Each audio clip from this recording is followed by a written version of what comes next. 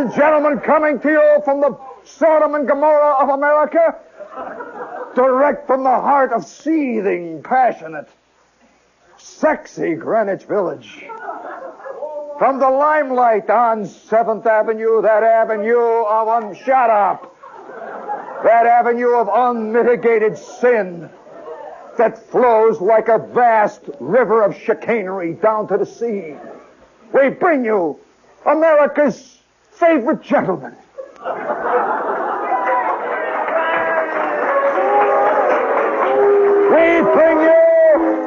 We bring you America's greatest Juzar player. We bring you the voice of defrocked corporals everywhere.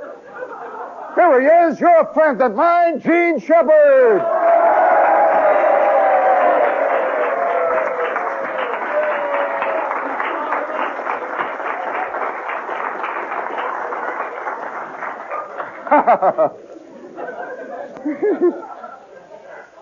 Thank you, friends. I can see that I'm among friends. Yes, when the overflow from Jersey hits New York, it's like, what was that old expression? What is it that hit the fan? Shucks, I can't remember it. It's right on the tip of my tongue. You know, it's a funny thing. I'm walking in, the things that I should remember, I can't. I'm walking down the street here about 20 minutes ago. My ears are freezing. And all of a sudden it hit me. It's colder than a well digger's. I still can't remember it. So you see, the human mind is fallible. Yes, as we play upon that vast cello of existence. How many Holden Caulfields do we have in the audience tonight? How many sensitive creatures do we have? Creatures of infinite beauty, walking through an evil society. Isn't it great not to be part of society, Gabe? Yes, the world is just composed of two people. Us and them. The good guys and the bad guys. Which one are you? Well, well, come on, you should know. I mean, sure, of course you're good guys. Of course, I can tell. That Farina look in the eye. I can tell that look of latent Dick Foranism. How many of you have ever seen Dick Foran on the late movies? Oh, boy. That wavy hair. That gaumy Jersey look. He sits on top of that mechanical horse that he rides. Yes, that's another world.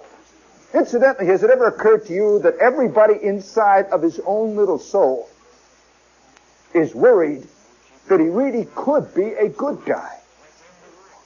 Can you imagine yourself arriving at heaven and you think you've lived a fist-fighting, rotten, crummy, stinking life, and everyone in the crowd here thinks he has? There isn't a single person at any table here in the Limelight tonight who doesn't have a little cloud hanging over his head that says, one day they're going to find out. Oh, sure. I mean, I don't think there's a single one of us who would ever be surprised. You're walking along Fifth Avenue, you know. You know that gaumy look, you just walk along. You know what I mean? The human being at idling speed. You know, where your head is not thinking nothing. You know, this is about 97, well, I'd say 97% of our life. Your mind is just barely turning over, you see. And all the glands and stuff are just continuing to run. You know, the body is still going, the pores are open, you're just going. The human being at idle speed, when all of a sudden a hand, a big heavy hand, lays down on your shoulder, just boom. And he says, okay, let's go, Howie. It's all up. And you go, you know. You go saying, yeah, okay. And then all of a sudden he says, what am I going for? He said, it doesn't make any difference. You know. Let's go. And so deep down within each one of us, there's that good and that evil.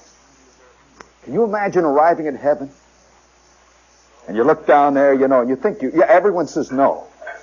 That's where you are going to get cheated. Everyone says, no, not me. I'll never forget that time. Oh, boy, in 7th grade. Oh, if my mother ever found out about that one. And she thought I was going to Sunday school. Oh, me and Esther Jane.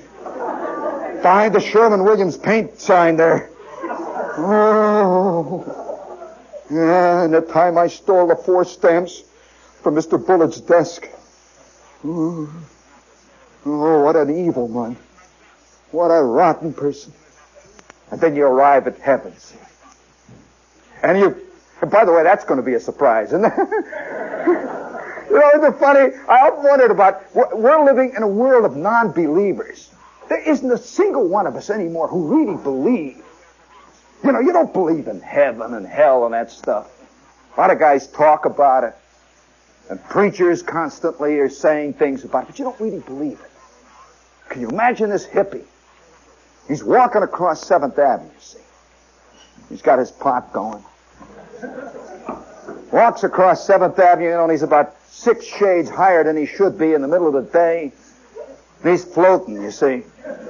He's doing slow rolls on his way to Barrow Street, He's just floating along there, and all of a sudden around the corner comes this cab-over-engine Mack truck.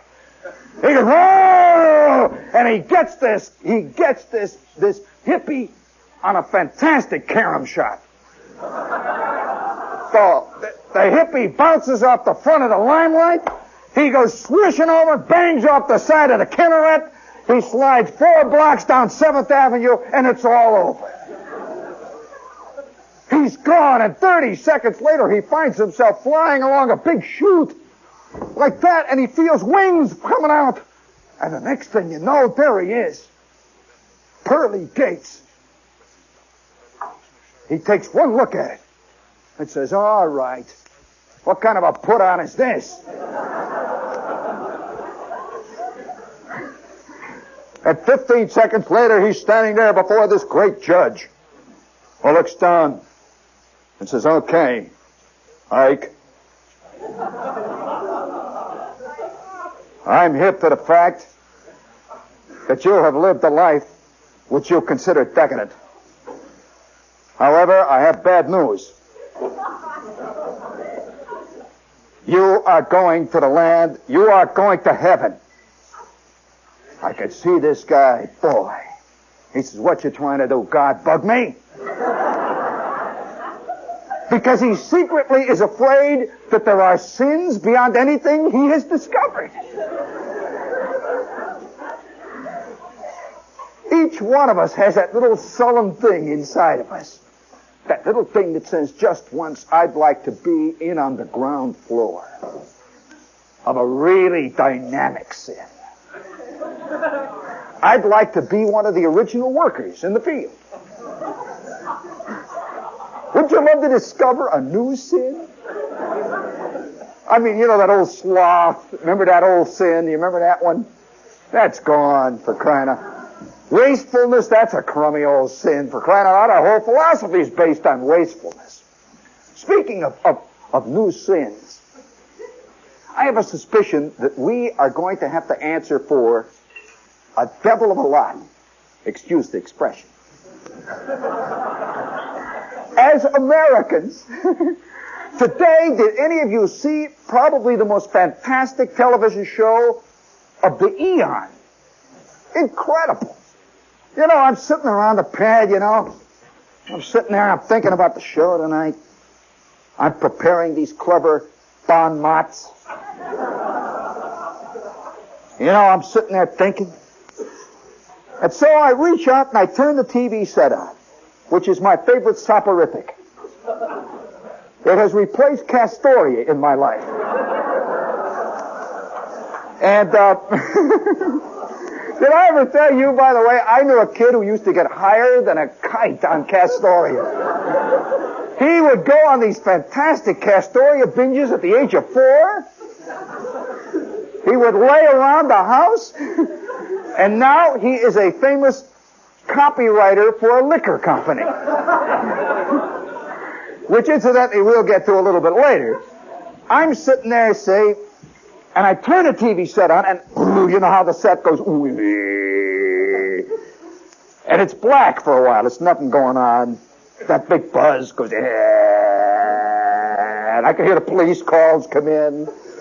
I got a great TV set, and the police calls go out. Soupy Sales comes in, goes out. And then this picture goes, and it stops. I can't believe it. It's the damnedest picture I ever saw on television. This side of the first time I saw the Preparation H commercial, which I consider a great 1-minute existentialistic film. I figure this goes beyond anything Andy Warhol has ever done. I like that big, tall man standing there. You know, this is my favorite television star. You imagine him getting recognized at a cocktail party? He's a big TV star. Aren't you the Preparation H man? He's standing there scratching. You know, so there's all kinds of great little things that are going on. You get hung on this stuff. See, so I'm sitting there watching, and on cam, I believe it's the greatest picture of our age. Here is a picture, a split-screen image. One half is a fifth-rate football game, and the other half, there are two guys waiting to get shot up into space. And there's this football announcer. He says, yep, we're down here right on the 50-yard line. We're glad to greet all you sport fans. And you can see this rocket going. And on one half of the screen is a rocket about to go into orbit, carrying 2 astronauts. And on the other side of the screen is a fifth-rate quarterback making a fumble. And I began to see that America's concept of sports has changed. That the space race is some kind of a big football game. And I'm surprised they don't send guys like Mel Allen down there to do it. Hello, fans, space fans. And you know how they always introduce the football players before the games these days? They come trotting out, you know. And the camera picks them up, and they got their helmet, and he says, there goes Lefty Grabowski. He spits in the camera and runs past, you know, big number 8, you know. Have you ever had the feeling these are the oldest-looking college kids you ever saw in your life? Gnarled and twisted faces, you know, big black beards, they come running past. And then you look around at real college kids. These little skinny kids, you know, walking around. No wonder half of the college kids grow up to be science fiction writers, writing editorials for the New York Times, you know. You didn't lay a glove on that one, gang. That's it, all right.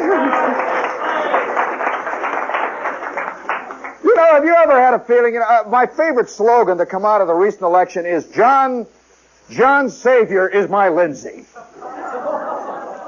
So we're all waiting here for the wand to move. The only guy apparently who was not convinced is Mr. What did Lindsay call him? Mr. Quinn? Did you hear that great exchange? By the way, how many of you missed that?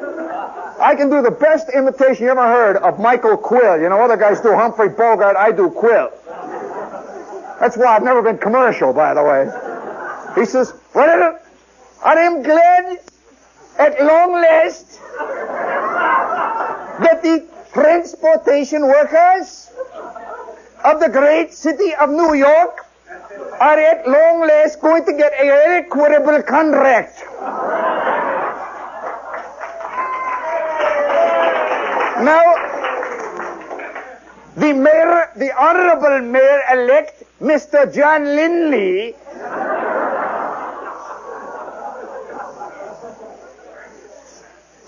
there's Quill, you know, he's got his funny face on. He says, I am giving a transportation strike to the city of New York as a Christmas present. Can you imagine all of New York waking up and looking under the tree? They say, just what I've always wanted. And on the other hand, you see, Lindsay came on. You know, Lindsay is the epitome of the cool Yale man. And Lindsay says, well, I don't know whether or not Mr. Quinn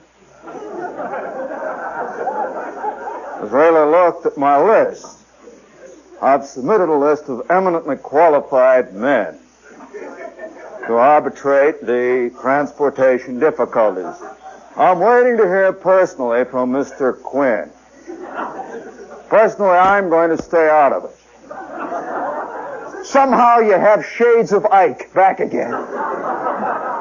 Ike stayed out of everything. Ike, whenever confronted with a problem, called up his golf pro. And so, you know, off in the corner I can hear the sounds of this voice saying, the Honorable Mr. Linley. And so you have the fantastic picture of New York in transition. The evils are fist-fighting the goods, back and forth. Well, I'm watching this fantastic picture today, see, of that split. On the one hand, it's a very bad football game. Did you see it? These were two losers playing each other, friends. Maryland has won 3 games and dropped 9. Penn State won 4 games and dropped 7. So it is like despair meeting apathy. On one side of the screen, and both were nervous. And on the other side of the screen, you see there's 2 guys in this little capsule, just waiting. The smoke is shooting out of the behind, you know, they're waiting. And all the while, they can hear Mel Allen. He is saying, folks, they're on the 44-yard line. In just a moment, we'll switch it to Merrill Muller, deep thinker. We'll tell you what's going on. And where was Merrill Muller today? He was not down there where they were shooting the rocket. This shows you what America really thinks is important. He is in the press box, watching the football game. That's right, and once in a while they'd throw it to him. They'd say, oh yes, okay, Paul Chrisman, you've just explained that fumble there. Now speaking of fumbles, let's go to Merrill Muller. He'll tell us about the space shot. And Merrill says, well, everything's okay here, Mel. It's going off on schedule. We're down to countdown 9. And now back to you. Mel, it's on the 40-yard line, folks, and you see this thing, the lights are flashing, and at the last second they switch to watch the astronauts go up. Boom, it goes. And you see it disappearing into the distance. And you hear this fantastic roar. Somewhere they have a laugh track, an applause track. The audience has seen another bomb being thrown. You know that old football expression, there goes Y.A. Tittleback, he's throwing the long bomb. And there goes that bomb marching out towards outer space. You can hear the crowd roar. And then all of a sudden the announcer says, and now we pause for a commercial. And the football team is left on the 40-yard line. These 2 guys are just approaching apogee. Or is it pipogee? They're up there, you see, and they cut, just like all good dramatic programs, just at the most exciting moment of all, they cut to this commercial.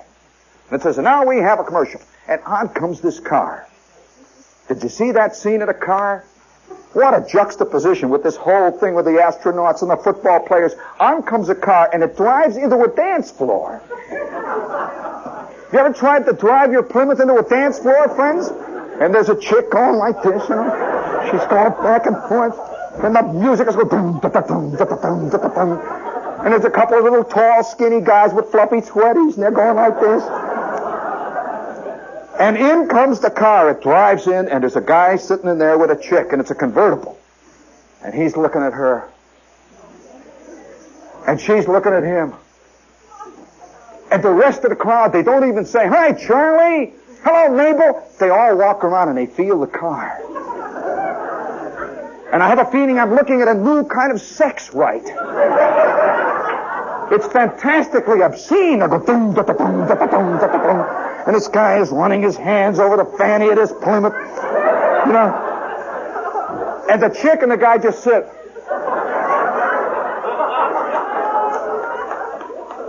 And then I hear this voice say, yes, it's the new dynamic 66 Plymouth. And now back to the space shot. And then comes the football game on again, leaving those two people sitting in the front seat of their car forever. With those tall, thin guys with the fluffy sweaters running their hands over the hood. Yes. I looked at that and I said, holy smokes. And I could see whole new vistas opening up before me. You know, it's a new sport, this business of space. And I can just see it now. ABC's great wide world of sports brings you the car wrecking derby from Maniac Falls, Utah. We also bring you the aquaplane championship from Whoopee, Florida. We bring you Space Shot Gemini 7 with those two new star astronauts, Wally and Charlie. And we bring you World War III. Stay tuned. New sports, you know. Did you see, that reminds me, I'm not kidding, did you see a couple of weeks ago on the wide world of sports? There's this one scene, they always have these different, and what the word sport is very important to remember. That's a significant word in any society. And so, it says, and now we bring you the water skiing championship from Oahu. You see these guys, they're hanging 10, and they're like this, they're running like that. And there's a quick shot, and he says, now we take you down to Dynamite Field in Florida, where the new fighter squadrons are doing their target practice on the wide world of sports. And you see 17 jet fighters going, whee! And then the announcer says, and now team number 6, the Phantom Rockets, are ahead by 4 points. We'll see just how Captain A.L. Watanabe does now. He's got the target in his sights. And you see this poor little airplane flying along. Says he's got the target in his sights. 9, 6, 5, 3, 4, 2, 1. Boom! You see this rocket go, woo! Boom! That's a direct hit and another triumph for the world of sports. We now return you to the Aquaplane Championships. I'm watching this. Holy smokes. And I never realized when I was in the war that I was involved in a big Rose Bowl game. It never occurred to us that we were members of a fantastic team. It never occurred to us that General Eisenhower was that big quarterback at headquarters. And over there on the other side was that other big quarterback at headquarters, von Rundstedt. And we were facing each other somewhere in some vast arena, vaguely called Soldiers Field.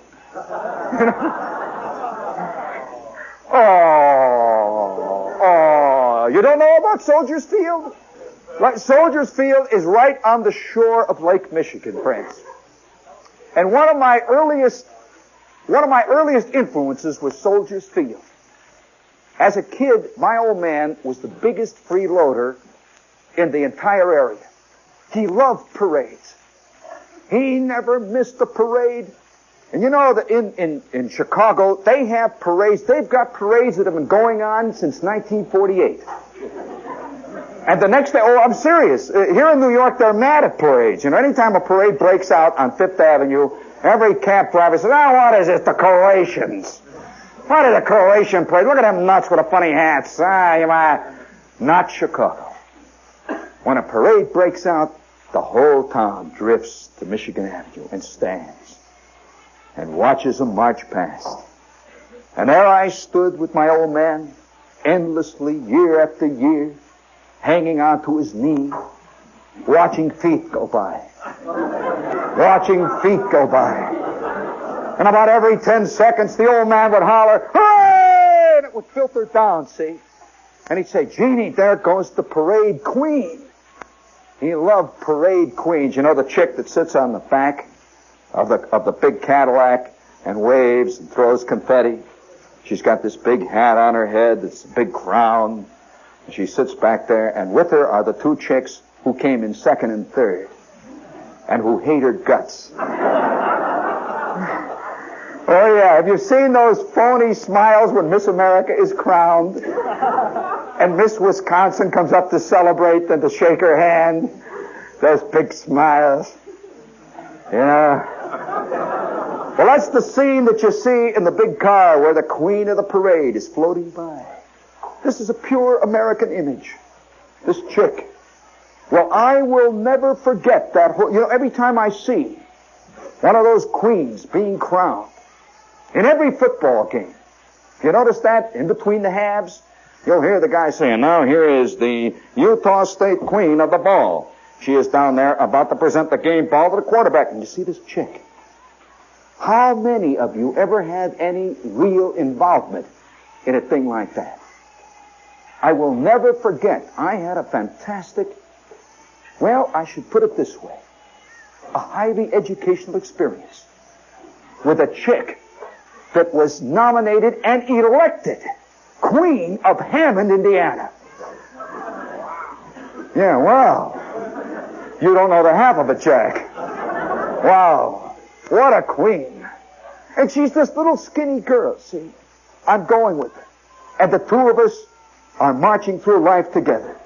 You know, one of those things, one of those awful things where about the age of 9, it's somehow decided in the neighborhood that you go with Dorothy, and Dorothy goes with you, and you and Dorothy are going to be married someday, and you're going to, you know, live forever with a little window box. And, ooh, yeah. Ooh, you know what I mean, man, you know? Ooh. There's a whole bunch of guys here who it happened to. I can see it. Only but for the fact that this chick got elected queen, it would have happened to me. We're going through life, you know, hand in hand, eating Fleischmann's yeast together. When all of a sudden, how much time do we got? 1 minute and 30 seconds. Well, don't worry, I'll finish the story. We'll be back immediately after the news, which, by the way, is the same news we've been reading since last Wednesday.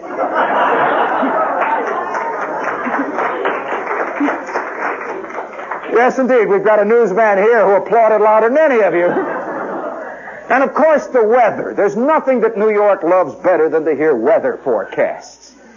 New York, the air-conditioned jungle, is a little bit worried about that big thing over it called the sky. Oh, yes, there's nothing more heartrending than the sight of a New Yorker when the first drops of rain come down. And he cowers in the doorway on 6th Avenue. What the devil's happening?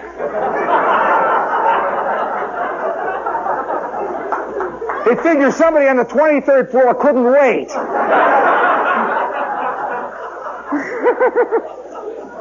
And in 9 cases out of 10, he's right. I will never forget getting an earful on Park Avenue one night. Holy smokes.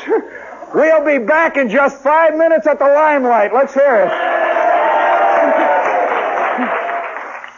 This is WOR Radio, your station for news.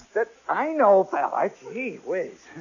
I want everybody to think, he's got 9 hands, all of them in my face. I want everybody to think, you see, I want to keep up the myth that the best stuff happens when we're off the air. So let's hear the sound of an angry boo. Let's hear it. Boo!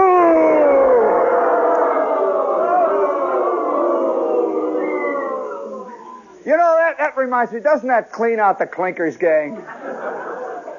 I'm serious. A little good, honest, healthy hate. You'll be surprised. All I've got to do here at the Limelight is just holler, all right, boo me. And within 5 minutes, I see the eyes turning red and purple. And all of a sudden, I see an arm go back and a hand grenade flashes. And some guy waves a big sign that says, love. You know, speaking of love, there is inside of everyone, every last one of us, there is a latent demonstrator. I'll never forget a couple of months ago, I am walking past the UN.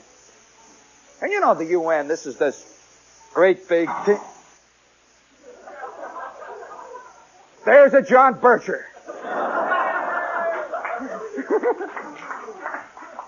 Mention UN and he falls apart. It's a communist plot. He can tell a plot every time he goes up First Avenue, boy. Well, you take a look at the UN, and it's this great big Tinker Toy set over there on the river. It's beautiful, see? And I am walking past the UN, and there's a bunch of demonstrators there, see? A bunch of guys, and they've got hair shirts on. And they've got sackcloth and ashes. You know where I can get a good sackcloth sport shirt, Wait till they come out. Macy's going to bring them out, Little sackcloth here, and it's got little pockets for the ashes on the side, Little hair shirt to keep you reminded of your mortality, And I'm walking. I think, by the way, I suspect that's one of the reasons why religion was bigger in earlier generations. All of men's suits were scratchier. Listen, I had a suit when I was a kid. My mother bought me a Sunday suit. I'll tell you, it was fantastic. It was made out of number 3 Brillo pads.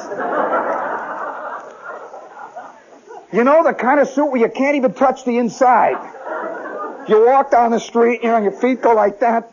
Oh, boy, chicks don't have that problem. They got all kinds of silky things around them. No wonder chicks don't grow up to write the Ninth Symphony. I say that Beethoven had scratchy long johns. I'll tell you, I can remember that suit that was scratchy. It would get me here, and it would get me in the inside of the knees. It would get me in places I can't even describe. There are ladies and children listening. And that suit would just scratch and crawl all over me. And you could feel little vines and twigs would stick out on the top. All over you. All over you would scratch. And I'd go to Sunday school. And I would sit down in Sunday school. The kid has to find a way to sit down. And its skin is coming off. And I would sit there, and we'd had this Sunday school lady teacher. And, she's wearing all this nylon and silk, see? And she says, children, today we're taking up the lesson of Job. We are going to discuss Job today. And all of you know that Job was taken with a plague of boils. And every last male child sitting there not only had a scratchy suit that went all the way down to his ankles, he had a set of pimples that started about 3 feet above his head and worked all the way down into the ground. You notice that Job was a man, was not a chick. And so these things go to make up that male mystique, which we never talk about. Speaking of the male mystique, one time I'm sitting in the office. I'm a kid, see? Now it's funny. Have you ever run into genuine innocence? I mean, outside of your own. I mean, the real thing, and I'm just a kid, and I'm working as an office boy. Let me tell you the story now. All of you want to hear a steel mill story. I'm going to tell you one. This is a steel mill story. Now, the steel mill lays like some giant iron monster. It just lays there in the sand on the far end of Lake Michigan. Now, that lake is frozen in the wintertime. In the summertime, it boils. So, in the winter, the steel mill is 190 degrees below zero. And the wind comes screaming down between the buildings. These tin buildings that are standing there with these great machines banging. And inside those buildings are open hearth furnaces. 200 degrees. And so a man's front, when he stands by the furnace, it's just bubbling. Like a plate of fudge, He's popping out with the heat. His behind is an ice cube. And so he turns around on a spit, He gets the back end and he freezes the front end for a while, and back and forth he goes. That's the world of the steel mill. So I'm working as a kid, as an office boy, in the tin mill. Now, the steel mill is in the middle of what they call mill towns. Have you ever seen a real mill town? I'm telling you, you wouldn't believe it. There's dust that drifts down, and oil and crud. And the sound of machines going night and day is as normal as the sound of traffic in New York. I can remember as a kid lying in my sack, in the bedroom. I'm just laying there, see? And the whole house is jiggling. ever since I was born. It's just jiggling. I never knew that houses didn't jiggle till I came. Serious, you know, it's just a condition of life. It just goes like that. And you hear... And you know they're running a heavy heat through the 14-inch merchant mill. And then off in the distance you'd hear the sound of a train. Ooh. It was the 20th Century Limited. It was on its way to Shangri-La. It was on its way to California. It was coming from New York. It didn't even stop in Indiana. It just went right over the top. And we'd lie there, and my mother, of course, was reading photoplay. All of her life, she read What Robert Cummings Is Really Like. And she'd sit there and she'd read about Cary Grant. And in the house next door, Mrs. Bruner would sit in the window and read True Story. She would read True Story. And how the True Story covers always looked. It showed this girl with the golden curls. And underneath it would be the caption, I was the prom queen. And I was a virgin until I met Ricky, the drum major, in 7 installments. And Mrs. Bruner, who weighed 700 pounds, is sitting there reading about Ricky, the drum major, and about the prom queen. And all the while her husband, Ralph, Mr. Bruner, for the last week and a half, has been trying to crawl up the back stairs with a snootful. You'd hear him crawl up, he'd make 3 steps, and then he'd slide back. 4 more steps, and he'd slide back 5. I can remember lying in my sack, and I'd hear... And then you'd hear...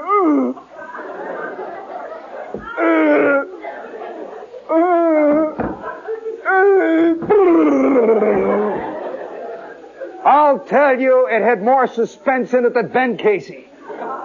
I'm laying there and you'd hear Bruner sliding up and down there. And you could hear the pages of Mrs. Bruner's True Story being turned. She is reading about true life. Whereas all the while Bruner is lying out there in the back. And you can hear the thunder of those great trains going over and the roar of the steel mill. And one day I'm standing in the office. I'm an office boy. And by the way, who is the most famous office boy in the comics? Speaking of trivia. Smitty, that's right. Smitty is an office boy forever. He's been an office boy longer than Orphan Annie's been a virgin. He's been office boying, and what's the name of Smitty's boss? Come on. You call yourself Americans? You call yourself Americans? All right. What? Mr. Bailey. All right, smart guy. You want to take me on? Okay. Where did they work and what did they do? All right. Okay, all of you who want to know, write in to Basic Information. In care of this radio station, Americana Division. Well, okay. I'm this office boy, see, and I'm a great Smitty fan. Have you ever noticed the wonderful rapport that exists between Smitty and Mr. Bailey and all the other people in the office? Well, our office wasn't exactly like that. In fact, no office is exactly like that. And so we had this guy, Mr. Snyder. Had this guy, he was the great stone face. He was the boss of our office. And you know, it's funny, I've always been a great fan of these patterns that people fall into. And there's millions of them. And I'm sure that every one of us here in this audience knows at least 3 patterns of that kind. Now, for example, there is an elevator operator down at the radio station who I don't know where he got it. He stands down there, he's the elevator starter, see. And there's 87 million people go into this elevator every day. And every time I come along, I walk up there, you know, to the elevator, I stand there, I try to get past him. I don't want it to happen. But it always does. He spots me. And he says, how are you today? Mac Shepard? Mac Shepard. And I have to pretend it's funny, see? It's an obscure little joke he's developed. And I say, Mac Shepard. That's very good. That's very good, Mac Shepard. I get it. He has said it for 5 years, 3 times a day.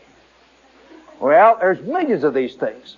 And Mr. Snyder, I wonder how many of you know of these things in your own offices and that. Mr. Snyder had a bit. I would come in every morning, and he was always there early. And he would sit at his desk. He's just sitting there, you know, and he's looking over the morning report. He'd look up, and this was Mr. Snyder's funny. I'd walk in. You know, my office kid, they'd come in. He'd look up and he'd say, "Moanin', son."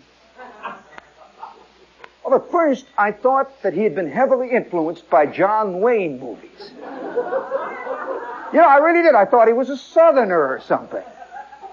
And then he would go, "Moanin', son."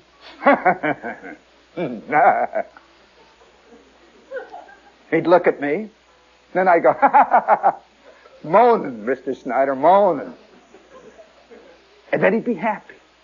He'd say, "Moanin', moanin'." He'd go back to it. He didn't do it to anybody else. He'd say to the other guys that come in, "Hiya, Charlie." He'd say, "Hello there, Freddie." All I had to do was come in the door and he'd go, "Moanin', son." Well, I carried on that little myth, you see. Every day I would come in, I'd steel myself. I'd say, "Here it goes. Moanin', son." I'd duck. I'd say, "Moanin', Mr. Snyder." I'd sit down. Well, one day, there's 4 of us, you see. You know, I have a feeling that guys who live in Army units, you know, who live in a platoon, very closely interrelated, have much in common with 4 guys who live in the same office. Year after year, day after day, eon after eon.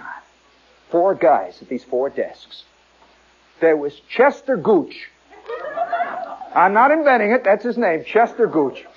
This is a very common Indiana name. Yes, and there was Delbert Bumpus. I'm not making these names. Oh, all right. So you think Irving Slivovitz is a good name? Okay, you know, or Charlie Korngold. I laughed when I first came out, you know. So every area of the country has got its funny little names. And Delbert Bumpus would sit there, Delbert Bumpus. Nobody laughed. That's his name, you know.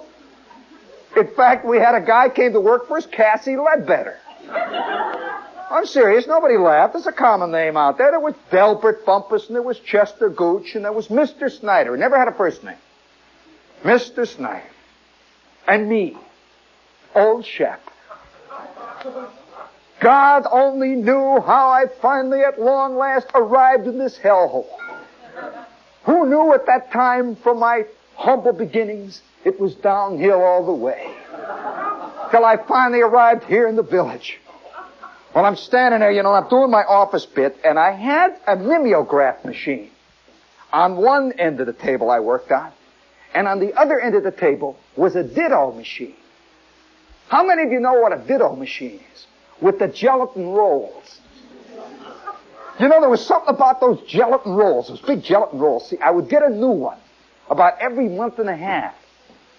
When the other one was purple, you know, it would be purple and stuff would be falling off, and every time I'd run off a copy, there'd be big pieces of Jell-O all over it, you know, and a crud. And so finally I would go sniggling up to Mr. Snyder. He was in charge of all money at the steel mill, or at least in our office. And you know, this is always something I'm sure that all of you guys who work in offices understand. You're in a $1 trillion organization. They're building the steel for the world. Great big buildings. $1 million are going down the drain every 5 minutes, and Snyder won't give you a new ditto roll. That is a fact. We've got you know, it took me 4 months on the air for this radio station to give me a microphone.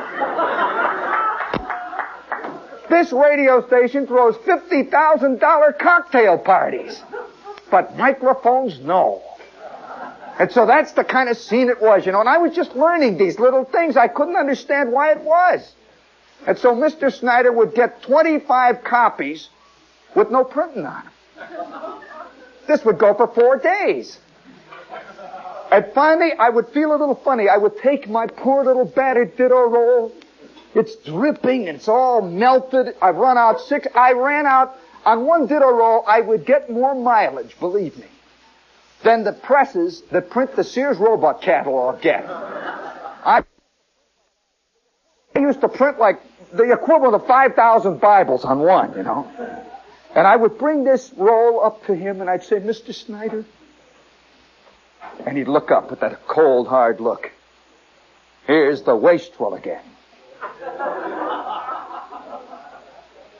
And he had one line he would say, Shep, Jimmy never asked for no rolls. That was the previous office boy.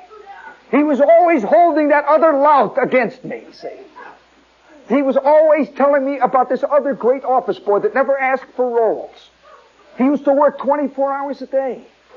He painted the office walls. He would come in and babysit for Mr. Snyder's kids. He played the violin when things got tough in the office. I never saw this Jimmy, but I grew to hate him even more.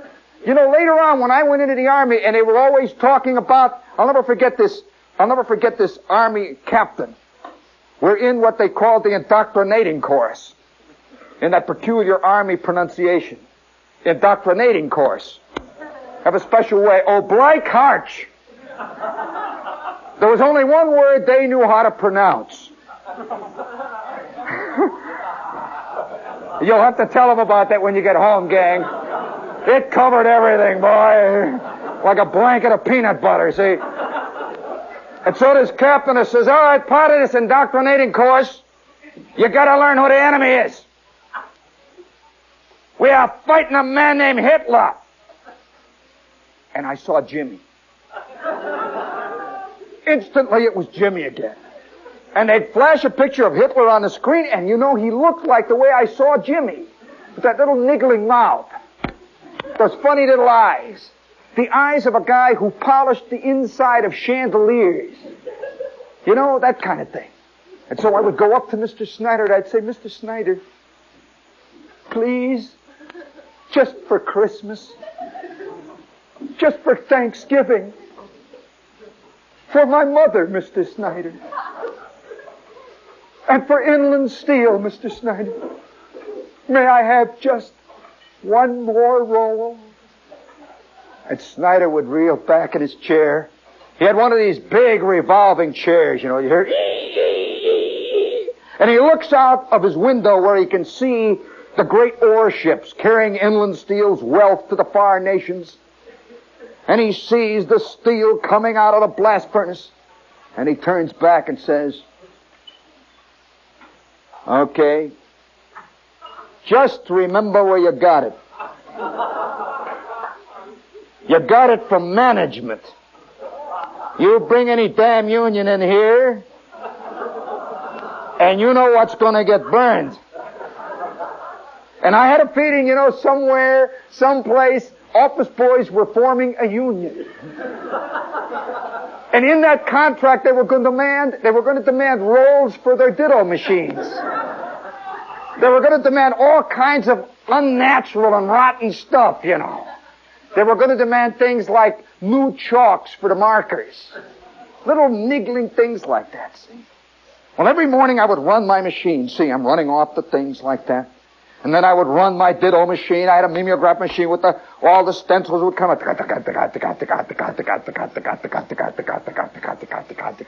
I would stand there, I'm part of this vast machine, they're making steel. I have a fantastic movement on that old mimeograph machine. You notice that, boy? The old wrist falls right into it. And by the way, I was a cheater. I had the counter on the side of it? I had it set up 10 points. They never knew. I'd turn it out, say, dun, dun, dun, and it had a bell on it. When I hit 20 900 copies. Every day it would go doing. And I knew every day I was cheating him and stealing the 10 copies. It would go doing. I'd say, okay, Mr. Snyder, and I'd bring them. They're all wet. And I used to love to slide them across his desk.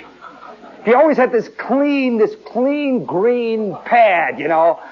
And I would slide those dirty, wet, crummy, dripping copies. And it'd be all these numbers would slide over on his shirt, you know. I'd say, oh, it slipped, Mr. Snyder. Morning. Then he'd love me again, you know, with this little thing going. So one day, let me tell you the scene.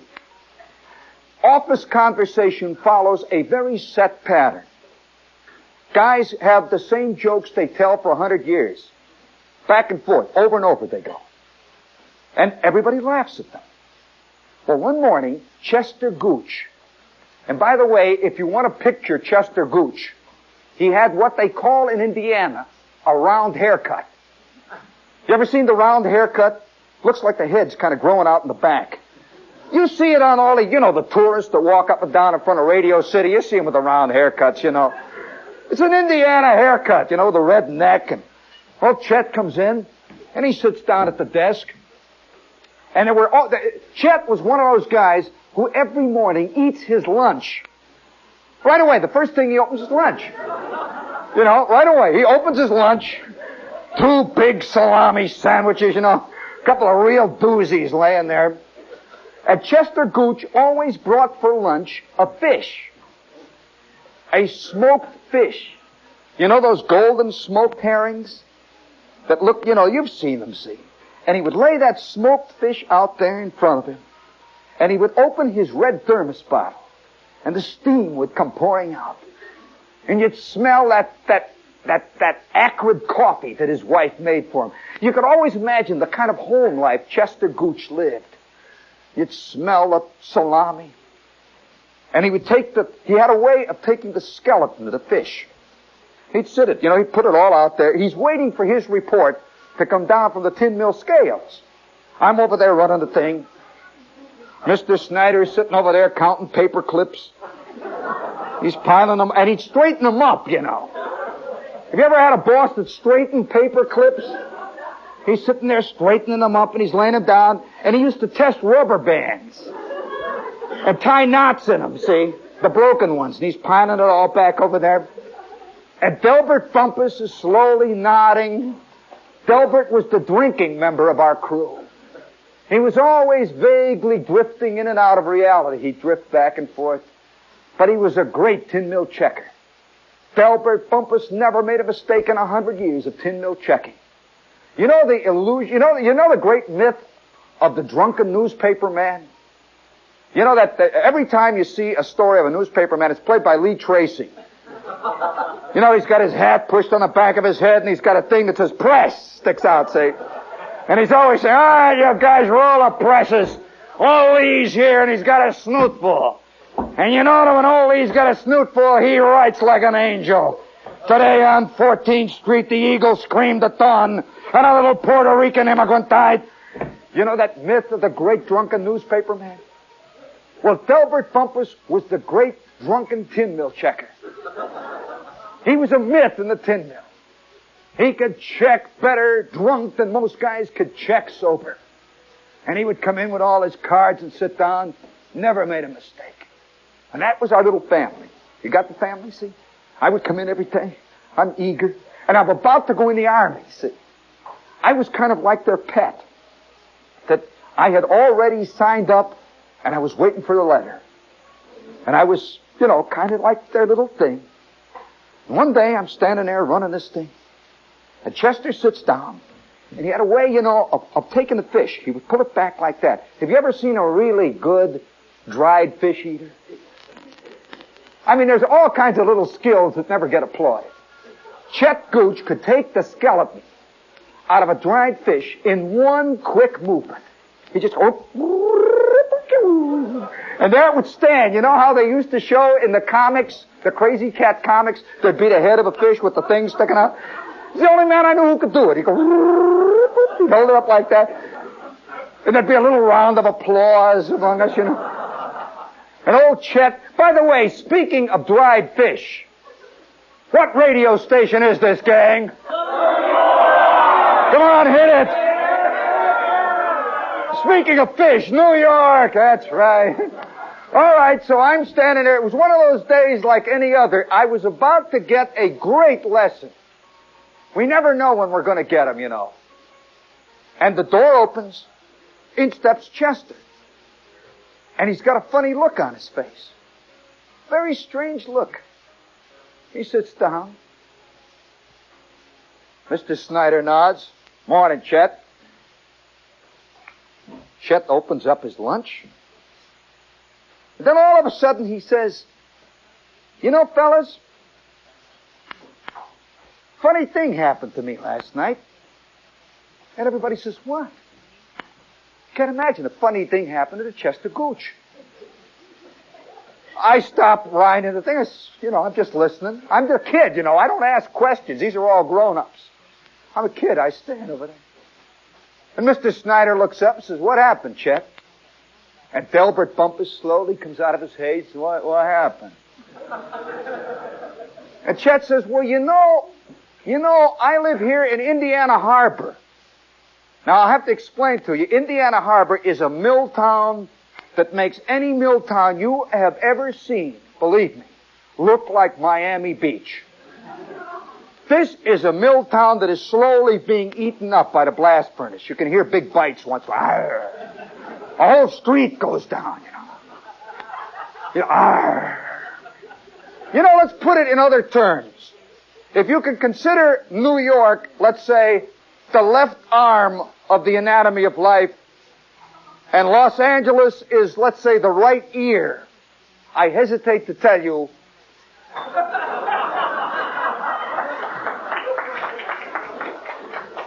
you'll have to explain that to her when you get home. Well, anyway, I'll never forget the time that was yelled out in a battalion formation. When a major stood out and he says, all right, you guys, this is the best damn what in the whole army. And somebody said it. And there was silence. And the major said, you're damn tootin'. And I, friend, was made by the Scott Tissue Corporation. And I am going to go to work. All right. So you see, there's all kinds of little things in and out. By the way, speaking of the Scott Tissue Corporation, did you see that fantastic ad they had in the New York Times? Did you see that ad? They had a full-page ad about 5 months ago in the Times, and it showed all these girls running. Beautiful chicks, you know, about 16-year-old girls, and they're running at the camera. They're all running, you know, with that go-go look, their eyes shining. And underneath it, it says, here come tomorrow's goddesses. And we are ready for them. Somehow I have had that little warm thing that in the year 2870 it's going to be the same, fellas. Well, I'm standing in the office there, see, and he says, I live in Indiana Harbor, you know, guys. Now, Indiana Harbor was one of these great melting pot towns. It had a tremendous Polish population. It had an enormous Italian population. It had a Hungarian population. Chet himself was Hungarian. And it had a great population of Mexicans who had come up to work in the steel mills. And Chet lived next door to his friend, Jose. We all knew that his best friend next door was Jose. And they lived in these two little mill houses. Jose worked in the 40-inch mill, and Chet Gooch worked in the tin mill. And there was this little space in between their house, like there is in all mill towns. Just a little space. You know, it's like a universal air shaft. How many of you have ever lived in a little crummy hotel in New York? And at 3 a.m, as your window looks out on the air shaft, you have a sense that all of the world is going by that window. Oh, yes, you hear a beer can whistle down. Woo! It's 3 a.m. And then you hear something squishy go past. You know, you're lying there in your bed, you know, on 49th Street. You wonder what's going on up there. You know? And then you hear a scream filter down.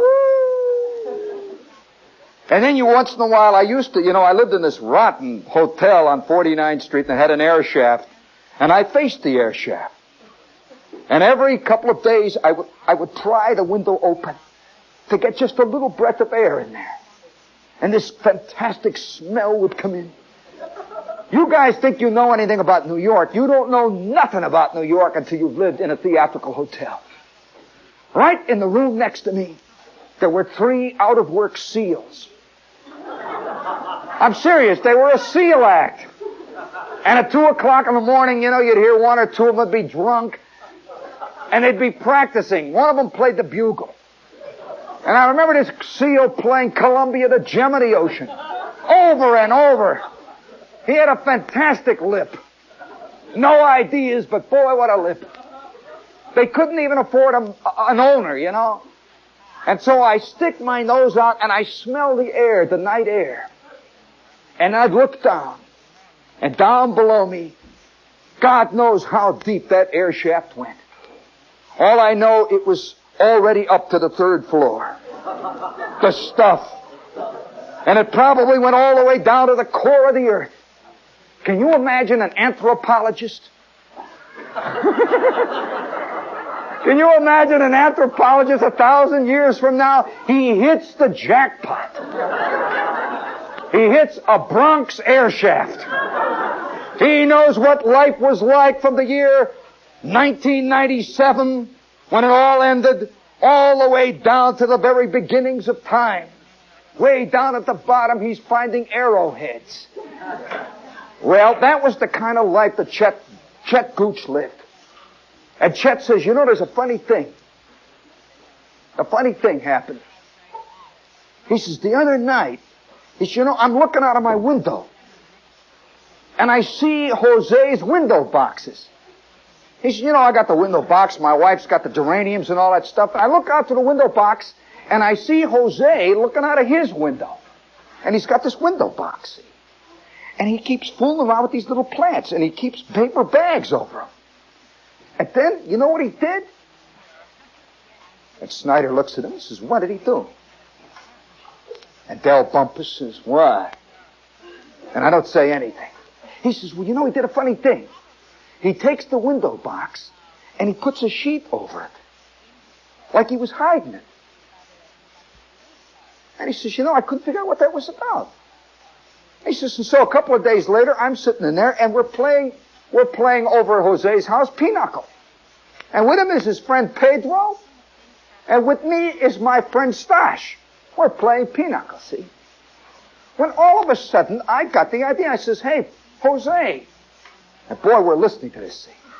He says, Jose, what's with the window box? He says, all of a sudden, Jose doesn't say nothing. He looks at me. He says, is it a window box? He says, yeah, a window box.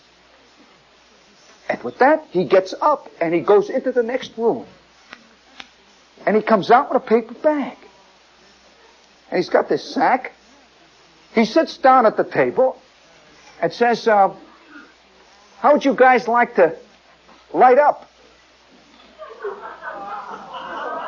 Well, I say to Jose, what? Yeah, I smoke. He says, yeah, I have a Camel. He says, I got a Camel here.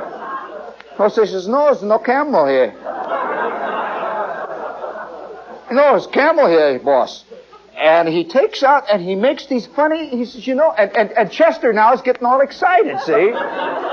He's left his fish there and his salami sandwiches, and now he's standing up and he says, you know, he takes these long pieces of brown paper and he makes these long cigarettes. And his friend Pedro, he says, now watch, how you do this? He says, he lights up and he goes, he says, you suck like that and, ooh, it's a very good cigarette. It's a very good cigarette. And he says, I smoked the cigarette, and you know, fellas, he says, you know the funny, you know what they say about walking a mile for a camel? He says, these guys got real cigarettes. He said, I'll tell you, it was fantastic. And with that, I see Snyder. He's looking over like this. Bumpus is sitting like this. And you know, I'm standing over. I don't know what they're talking about, these funny cigarettes. My idea of funny cigarettes were these candy cigarettes, you know? You know the kind you get at the sweet shop with the little red end that walk around with a little cigarette sticking out, you know? My idea of a real smoke was a licorice pipe. You know, that kind of thing. And once in a while I'd smell my old man's cigarettes, you know, like that, see? And all of a sudden, Chet says, you know, he says, them cigarettes, he says, they're very funny. They've got some kind of a Spanish, a Mexican name. It's right on the tip of my tongue. And Mr. Snyder says, Chet, with the word marijuana, and Chet lit up like a Christmas tree. He says, yeah, I knew it was some kind of a Mexican word, marijuana, that was it. And Mr. Snyder looks out, and he looks out over the inland steel works, and he said a word which it was the first time I'd ever heard. He says, pot. And Chester says, what was that, Mr. Snyder? He says, nothing. And I did not know it, but I was present. It was the first instance of evil in Hammond, Indiana. I want to report to you something. 3 months later, Chet floated in, did a barrel roll. He had a beard that went down to his knees. He was carrying a guitar. He was the first hippie. Let's give Chester a hand.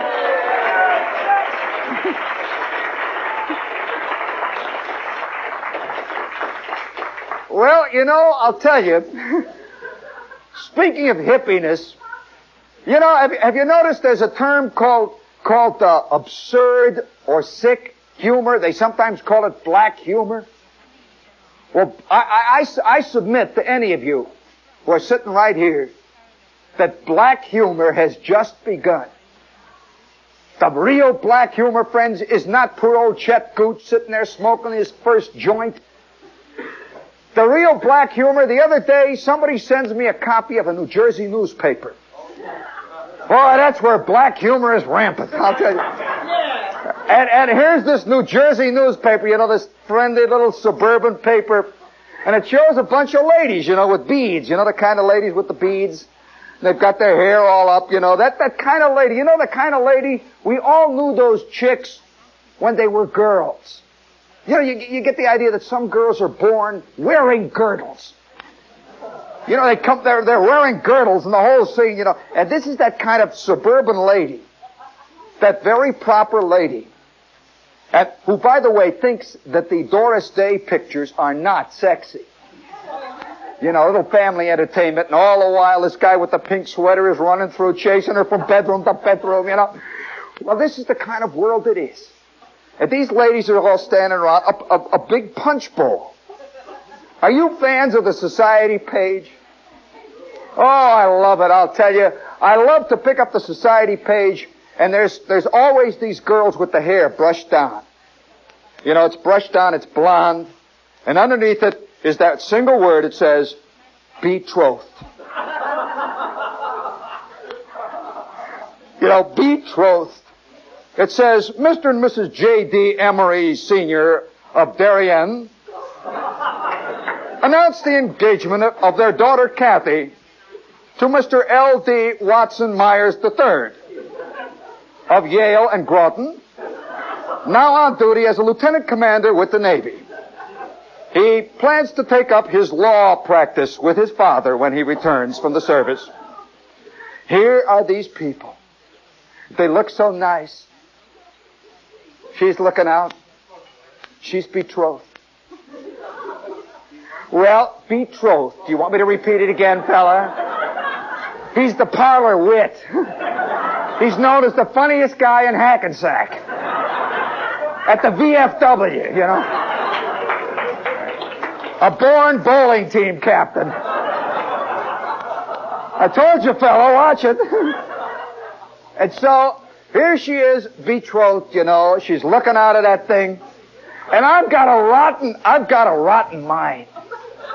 I'm telling you, a rotten mind. When I see that picture of that beautiful, virginal girl with her hair brushed down, and she went to Miss Emery's classes, she attended Bennington, where she majored in modern dance, and now she is working in production. Just in production, see? Well, I have this rotten mind, see? I keep seeing this scene that's behind it. I can see this Mercedes 190. It's pulled off into the dark woods somewhere back of the reservoir on the other side of Darien, see? And here's this guy with his collar ripped open. And it's J.G. Watkin Myers III. He's home from the Navy. He's 4 sheets to the wind, see? And he's got a hold of this chick. But there she is, you know, they're both in this sweaty scene. And 4 months later, the girl who attended Miss Bennington's classes, she's coming out of this obscure little obstetrician's office. And the next thing you know, there's a phone call that is sent through the Bureau of Ships. And it arrives at a carrier somewhere off Beirut. And a young lieutenant commander is standing in front of this vice admiral. And the vice admiral looks up and says, "Listen, Mac, pull in your gut. Stand at attention when you come in here." And the kid's standing at ease. The vice admiral looks around at this big world map. Do you know Googie Amory's daughter? Googie Amory. Googie Amory. He says, "Googie Amory. I know anybody named Googie, sir." You know a chick named Barbie that hangs around a pool room at Darien? Yeah. He says, "Well, you've got orders to go back." And the next thing you know, the announcement comes out in the Times. Betrothed.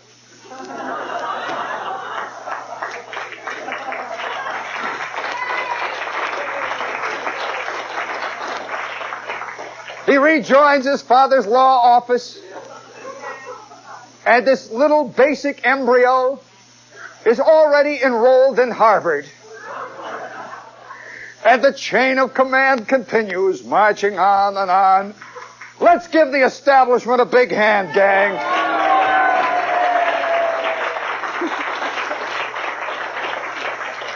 Well, you know, I wonder, because you see, here was that picture out of that New Jersey newspaper. And there's a whole lot of these ladies, you know. It's Miss Amory now 20 years later. She's very proper. And there's the punch bowl.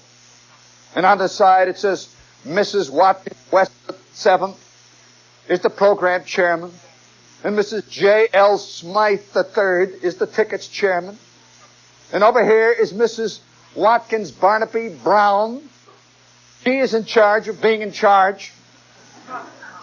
And they're all smiling out of that picture. It was a Jersey newspaper. And above it, it says, "Cancer Soiree." Big success. I am not inventing it. Jersey has invented a new kind of tea party, the Cancer Soiree. It makes anything Terry Southern could invent look like greasy kid stuff. Well, all right, you know, I want to tell you one other thing. If you think that we have touched upon the true essence of the deep-seated black humor of our time. The other day, now get this, I don't want this to get outside of this room. Shh. It won't. WOR, they turn the transmitter very low after this hour. I'm going to tell you a little story. I go into F.A.O. Schwartz. How many of you ever go into F.A.O. Schwartz and think you're having a pot dream? I mean, you don't have to have LSD. Just take one look at those fantastic Santa Clauses. They got a 70-foot high hippopotamus. And it's stuffed, you know. Can you imagine some little lout up in Westport getting this 70-foot stuffed hippopotamus under his Christmas tree? Are you aware that FAO Schwartz has fully transistorized ship models now? And the best seller is a fully transistorized tiny Nautilus submarine that shoots real torpedoes. And underneath it says, it's a lot of fun to put in the pool. I could just see this dowager swimming, you know. And all of a sudden she gets what she's been deserving for 100 years. Pow! And it's her little son upstairs, you know, he's working the controls. Well, I'll tell you, I go through, another thing they've got, this is a beautiful thing, you know, the anthropomorphology of our time knows no bounds. Are you aware, I'm talking about the animal hang-up. Do you know that you can now buy a fully transistorized, and I mean it, absolutely faithful, beautifully done scale model of a live dog? And it does all the things that dogs do. All of them. But you're in charge, see? I'm serious. And the caption says, at long last, you can get a dog that really respects you. And it's for the new kind of people. You know, the new people who all secretly love animals, but hate what they do under the coffee table. Now he does it in this little plastic thing, say, you know. And incidentally, I suspect that the same people, if their true wishes were out, would be able to buy a tiny transistorized baby. You know, that says, I need you. I love you. Oh. And it cries and it wets. And it gets to be a JD. And it has an Oedipus complex. But the good thing about it is when you go out, you just turn it off. You leave it. By the way, almost every family is doing that. That's called summer camp-itis. How many kids grew up under a counselor in our world? Well, they've got one other great thing that I think you should know about. It's a game. Now, you remember the days when kids played games like Monopoly? Don't make me change. That's what we called it in Hammond. I'm going to continue to call it Monopoly.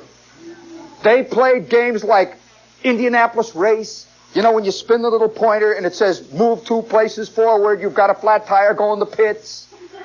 Or it says move 2 spaces forward, go to go, pick up a card, and it says you have just inherited $50. Those wonderful little simple games.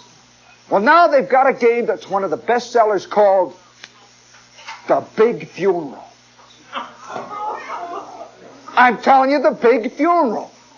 And the little kids all sit down to play for the chief prize. And as they go around the course, it says embalming room. And then it says florist. Move forward 2 spaces to the crematorium. And the kid that wins the game is awarded the most expensive funeral. I think we have made a great step forward. As a matter of fact, for years I have been predicting the fun funeral that's held in a big drive-in.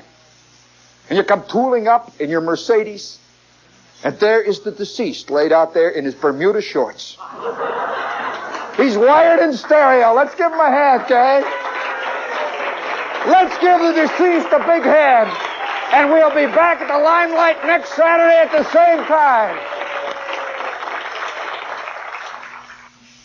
This is WOR Radio, your station for news.